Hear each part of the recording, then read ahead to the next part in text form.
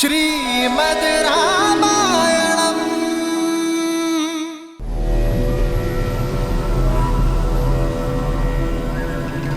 और कोई आभूषण शेष है जिसे फेंककर राम को मार्ग दिखा सको? कहा था ना, तुम कहां हो ये जान भी नहीं पाएगा तुम्हारा राम। देखो इस विशाल सागर को, कैसे पार करेगा तुम्हारा राम। ना दिशा का ज्ञान होगा और ना दूरी का। लंकेश के साम्राज्य में तुम्हारा स्वागत है सीता। पत्थरों की नहीं, शुद्ध स्वर्ण से बनी है मेरी लंका। यहां चारों ओर मेरे सैनिक पहरा देते हैं। यहां सागर भी मेरे आगे नतमस्तक है। क्या लगता है यहां आ पाएगा तुम्हारा राम? मुक्त कर पाएगा तुम्हें?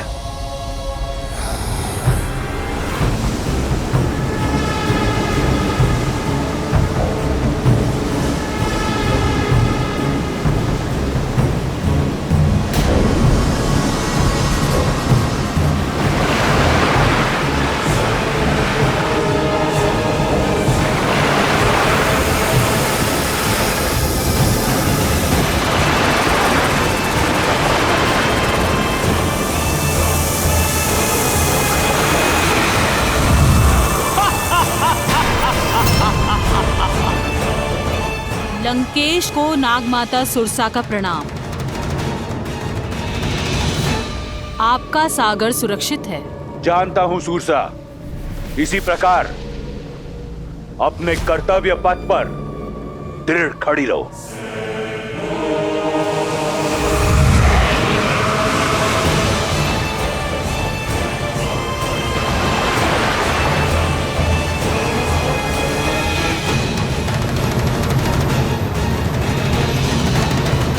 सुरसा है ये, जो आता है निगल जाती है। और जानती हो सीता, नाग जिसे निगलता है उसके अवशेष भी नहीं मिलते।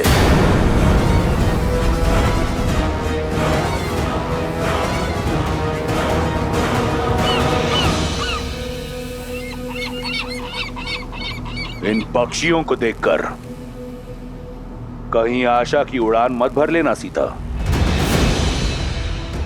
रावण के अधिकार के सागर में पक्षी आप भले ही जाए, पार नहीं कर सकते।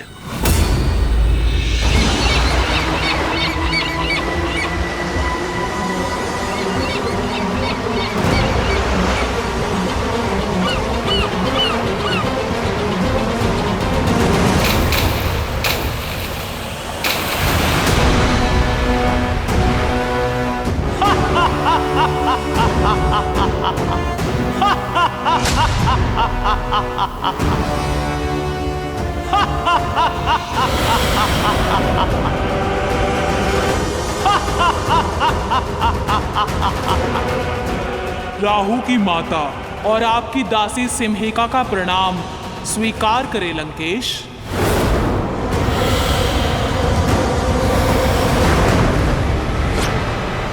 देखा रावण की शक्ति, रावण की लंका को, जहां ईश्वर भी पग धरने से पहले मेरी अनुमति लेते हैं। कैसे आएगा वो तुच्छ वनवासी यहां? कैसे ढूंढ पाएगा तुम्हें? यहां धरा से लेकर वरुण तक सब मेरे दास हैं। मारा जाएगा बेचारा वनवासी तुम्हें खोजने के प्रयास में। जिन श्री राम ने कितनों को महासागर से पार किया, वो अपनी सीता के लिए ये सागर अवश्य पार करेंगे। रावण जिनके स्पर्श से शीला में भी प्राण आ जाते हैं, उन्हें ये सागर स्वयं मार्ग देगा।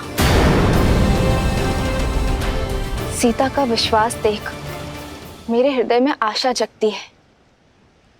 किंतु उसकी पीड़ा से मन भर आता है महादेव। इतने जटिल सुरक्षा घेरे को भेद कर कैसे बचा पाएंगे राम सीता को? धरा से लेके सागर तक उसके दास हैं। सुरसा सिम्हिका जैसे न जाने कितने मायावी उसके आगे नतमस्तक है। ऐसे में लंका में प्रवेश कर पाना मुझे असंभव प्रतीत होता है। देवी, पाप और अधर्म का सागर कितना भी अपार, कितना भी गहरा क्यों ना हो, पुण्य और सत्य का एक तिनका भी उसे पार करने में सक्षम होता है। देवी सीता के प्रेम और विश्वास की डोर के कारण श्री राम भी इस दुर्गम सागर को पार करने का कोई ना कोई मार्ग अवश्य खोज लेंगे। श्री रामचंद्र कृपालु भजु मन हरण भव भय दारुणम नव कंज लोचन कंज मुख कर कंज पद कंजारुणम। सिया राम, सिया राम, सिया राम, सिया राम। आदर्श और मर्यादा की है ये कथा महापावनम। काट मद श्री से मिला दे श्रीमद् रामायणम, श्रीमद् रामायणम। सिया राम, सिया राम, सिया राम, सिया राम।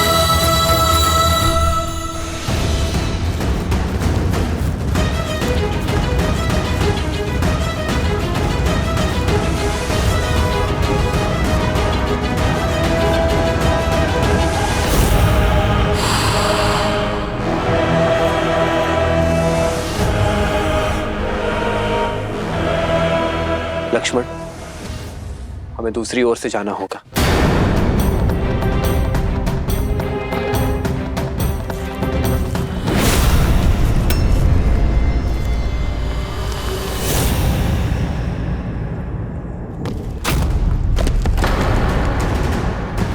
लक्ष्मण, भैया सावधान।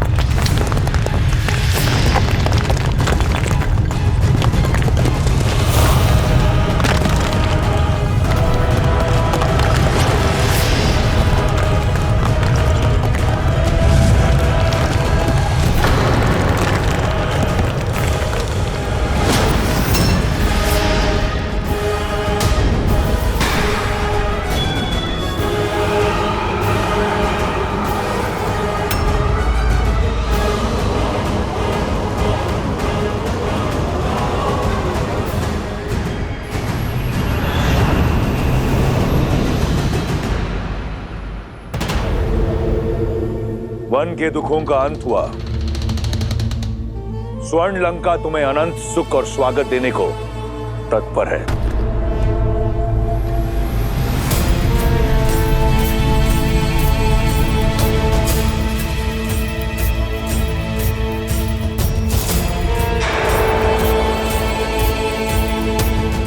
मुझे ज्ञात था कि एक बाण से 2 लक्ष्य तो केवल मेरे रावण भैया ही भेज सकते हैं।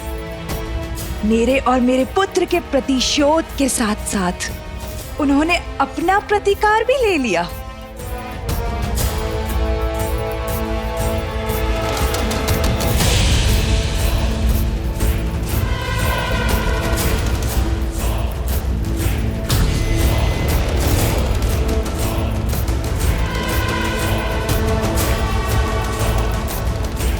पुष्पक,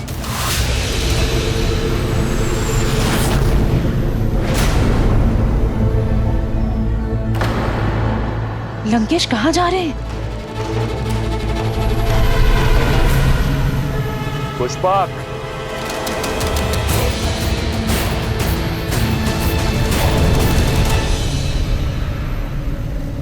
श्री राम।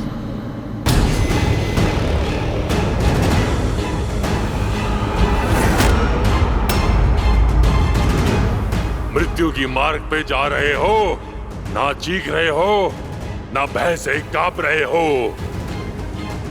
कौन हो तुम जिसको मेरा भय नहीं? भय भी स्वयं जिससे भयभीत है, वो तुमसे क्यों भयभीत होगा राक्षस?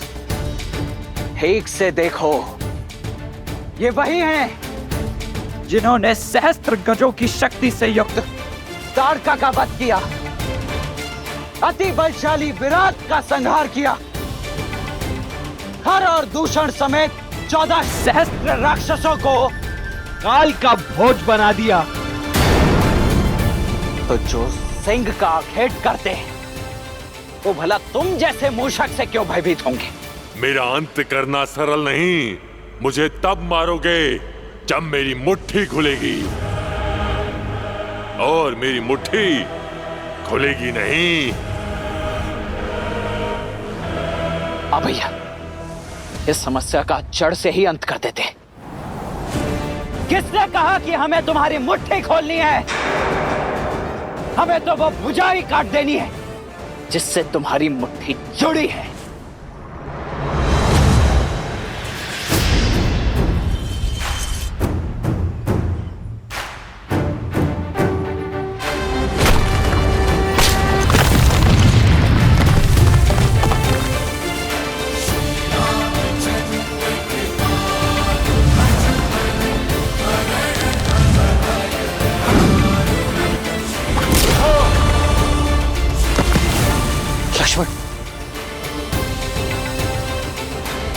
हे राम, हे लक्ष्मण, आपके इन तीरों से मुझे मुक्ति नहीं मिलेगी। मेरे मोक्ष का मार्ग केवल मेरे अग्नि संस्कार है। तभी मुझे इस नारकीय जीवन से मुक्ति मिलेगी, और तभी मैं आपको देवी सीता तक पहुंचने का मार्ग दिखा पाऊंगा। सीते भैया, माया भी है ये, अवश्य छल कर रहा है। अंत कर देते हैं इसका। रुको लक्ष्मण, ये सीता को जानता है। तुम्हें कैसे ज्ञात है कि हम सीता को खोज रहे हैं? और कैसे जानते हो कि वो कहाँ है? मेरा ये शरीर भले ही राक्षसीय हो, लेकिन मैं अंदर से गंधर्व हूँ। मेरा नाम धानु था। मैं बहुत ही शक्तिशाली था, और उसी शक्ति के मद में चूर होकर भयावह रूप लेकर ऋषि मुनियों को अलंकित करता रहा। और एक दिन अज्ञानतावश मैंने ऋषि स्थूलशिला को उत्पात दिखाया, और उन्होंने मुझे इसी रूप में रहने का श्राप दे दिया, और क्षमा मांगने पर मुक्ति का मार्ग बताया। और जब श्री राम अपने भाई लक्ष्मण के साथ माता सीता को खोजने आएंगे, तभी होगा मेरा मोक्ष। रूप चला गया, किंतु शक्ति का अहंकार नहीं गया। इंद्रदेव को युद्ध के लिए ललकारा था मैंने, और जब उनके वज्र के प्रहार से मेरा सिर मेरे पेट में घुस गया, तब से ये धानु कबंध कहलाने लगा। वर्षों से अपने मुक्तिदाता श्री राम का ही मार्ग देख रहा हूं मैं। तो अब मुझे मेरी सीता का पता बताओ कि वो कहाँ है, किस हाल में? उसके लिए आपको मुझे इस राक्षस देह से मुक्त करना होगा।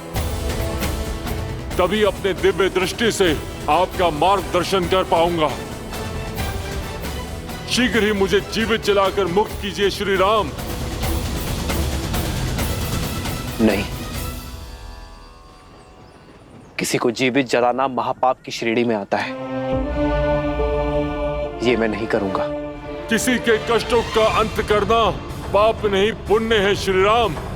अब और विलंब मत करिए, मुझे मोक्ष दीजिए, ताकि मैं आपको देवी सीता का समाचार दे सकूं।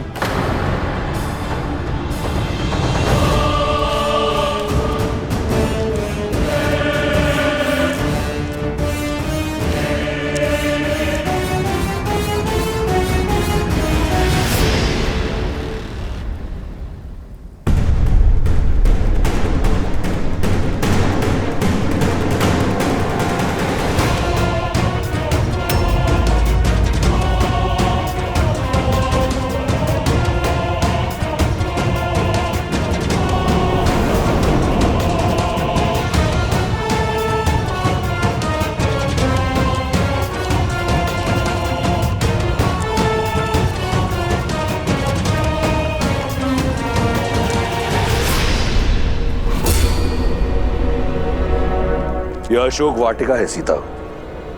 यहां देवता भी पग नहीं धरते।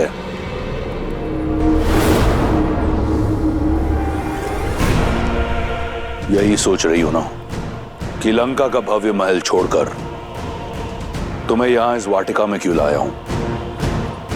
आओ, तुम्हें उत्तर दिखाता हूं। देखो, देखो अपने प्रतिबिंब को। वन के कष्टों ने तुम्हारे दिव्य रूप की क्या दशा बना दी है। वल्कल वस्त्रों में लिपटी सीता वो सीता नहीं जिसका परिपूर्ण सौंदर्य मैंने मिथिला में देखा था, जिसे ना पाने की कुंठा आज भी वो एक शत्रु है जिसे मैं परास्त नहीं कर पाया। लंका में माटी से मुरझाई सीता नहीं, स्वर्ण सी चमकती सीता जाएगी। सुंदर आभूषणों और वस्त्रों से सज सीता लंका के महारानी के रूप में मेरे साथ यहां अशोक वाटिका से जाएगी। सीता केवल श्री राम के साथ जाएगी। जब तक इस सीता के शरीर में प्राण है, तब तक उसके रोम रोम में केवल श्री राम है। तुम्हारे इन शब्दों का बुरा नहीं लगा मुझे। मैं समझता हूं वियोग की पीड़ा है, धीरे धीरे जाएगी। परंतु मेरा विश्वास करो, अशोक वाटिका का यह सौंदर्य तुम्हारा मन मोह लेगा और एक बार तुम लंका के रंग में रंग लो तो फिर ये प्राण भी मेरे और रोम रोम भी मेरा।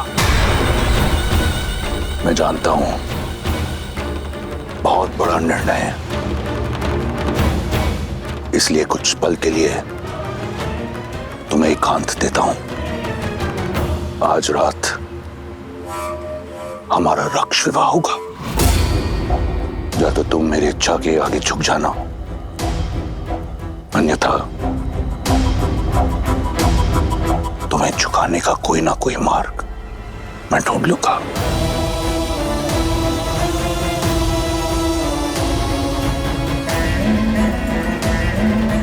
लंकेश को प्रसन्न करने का दायित्व अब तुम्हारा है। त्रिजटा से कहो शीघ्र अति शीघ्र सीता को सज्ज करे।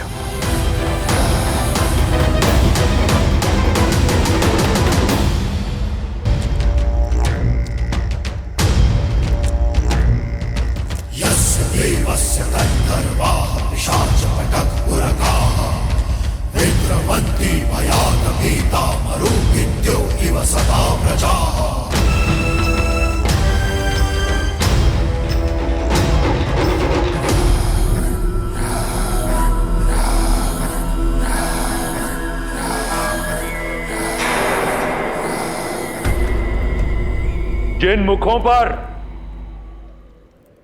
राक्षस विजय का अभिमान होना चाहिए, उन पर प्रश्न चिन्ह का प्रतिबिंब क्यों दिख रहा है मुझे?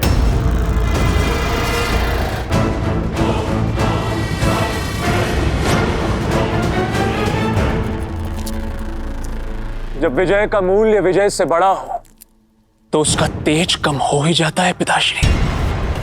किंतु यदि आपकी इच्छा वास्तविक विजय प्राप्त करने की है तो मुझे आज्ञा दीजिए, मैं राम और उसके भाई लक्ष्मण को अपने शौर्य से परास्त करके यहां आपके समक्ष बंदी बनाकर लाता हूं।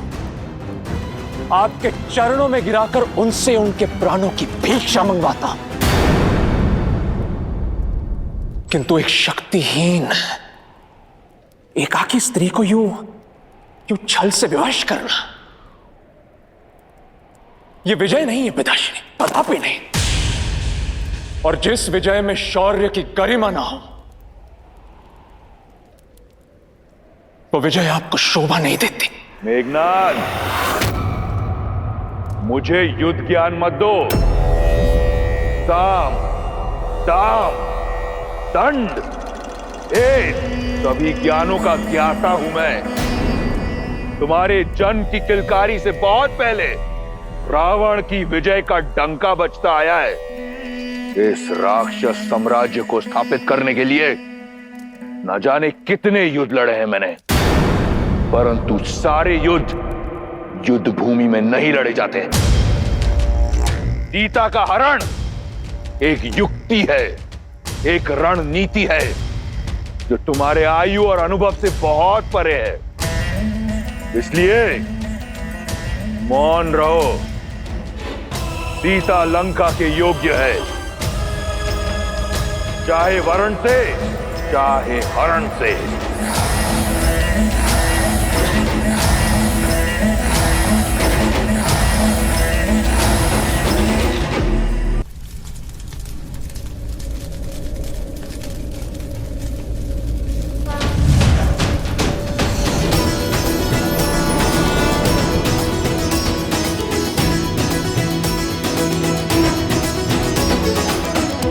मुझे मुक्त करने के लिए धन्यवाद रघुनंदन।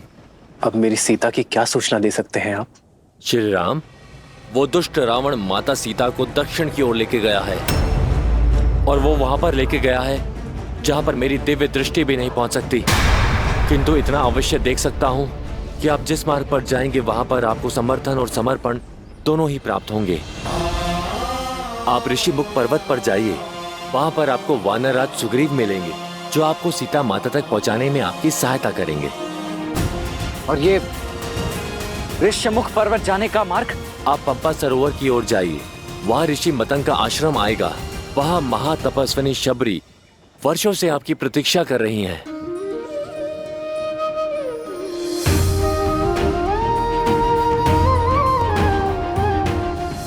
उनकी प्रतीक्षा का अंत भी होगा और साथ ही साथ आपकी आगे की यात्रा का आरंभ भी होगा। और वही आपको बताएंगी कि किससे समर्पण और किससे समर्थन आपको प्राप्त होगा और आप अपनी पत्नी तक कैसे पहुंच पाएंगे।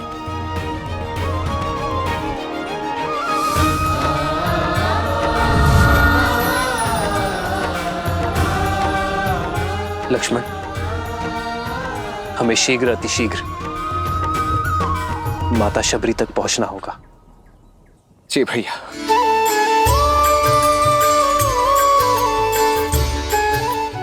मेरे राम,